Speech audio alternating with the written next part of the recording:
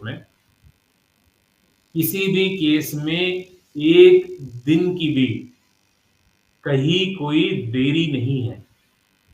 जब मैं कह रहा हूँ देरी नहीं है, इसका ये मतलब है कि जो प्रोसेस है एक चीज को आगे बढ़ाने का या आगे ले जाने का, वो प्रोसेस अपने पूरे निर्धारित समय से चल रहा है।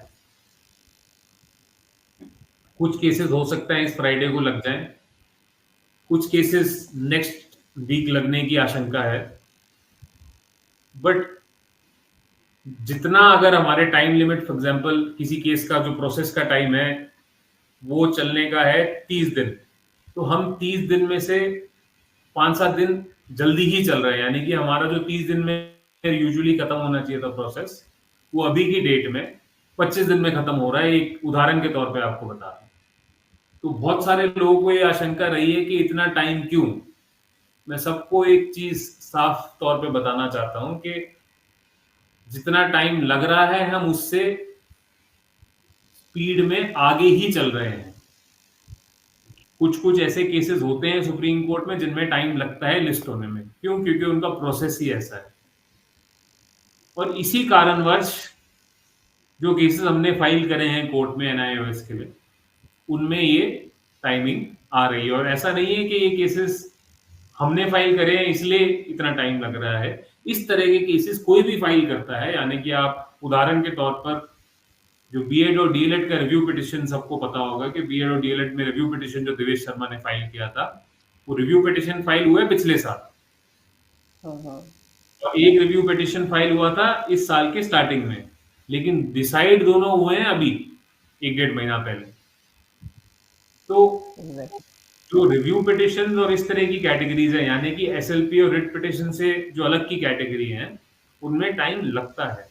उनको एक्सपेडाइट कराने का ऑफ कोर्स तरीका है। तरीका ये है कि हम उसको मेंशन करें कोर्ट के सामने एक सीनियर काउंसिल को ले जाके। बट इस चीज को भी हम भली बात समझते हैं कि आप लोग के पास शॉर्टेज ऑफ फंड्स है। अगर शॉर्टेज ऑफ फंड्स है तो हम अपने फंड्स को कहाँ कहाँ यूटिलाइज करें वो बहुत जरूरी है। किस किस चीजों पे यूटिलाइज करें वो बहुत जरूरी है। इसी चक्कर में जहां पे हो सके अपने फंड्स को बचाते हुए, आप लोग के फंड्स को बचाते हुए, और जो नॉर्मल प्रोसेस है उससे थोड़ा सा फास्ट करके हम चीजों को लेकर जा रहे हैं। हाँ, अगर हम चाहें कि नॉर्मल प्रोसेस अगर 100 दिन का है तो हम 10 दिन में काम खत्म करते, तो उसका तरीका है। उसका तरीका है कि हम कोर्ट में मेंशन करें। कोर्ट में मेंशन करेंगे तो फंड्स लगेंगे। अगर आप सबकी की सहमति है कि फंड्स हम लगा के उसको मेंशन करना चाहते हैं, जैसे हमने रिव्यू पिटिशन में किया था, तो आप अपने स्टेट के जो भी विश्वनाथ जी के साथ टच में है उनको बताइए। बट ये जो किसी के भी मन में डाउट हो कि क्या हम अपनी प्रोसेस से धीरे चल रहे हैं, मैं आपको इस चीज का अश्योरेंस देता हूं। हमारे पास दस्तावेज है, बातें नहीं बता रहा हूं, दस्तावेज है जो कि क्लियरली ये दिखाते हैं कि हम अपने प्रोसेस से फास्ट चल रहे हैं।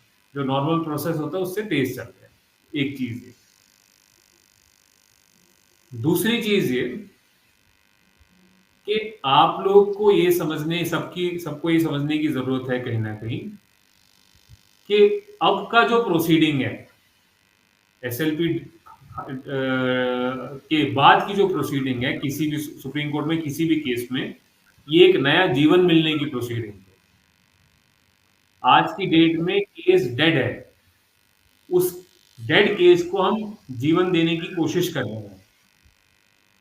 तो जितना हम जल्दी करने की कोशिश करेंगे, उतना ही चांसेस है कि हम अपनी स्ट्रैटेजी बनाने में पूरी तरह से सक्षम नहीं है। आप लोग को समझने की जरूरत है कि अब वो स्टेज नहीं है कि 5, 7, 10, 15, 20 दिन की डिले से आपको कोई नुकसान होगा।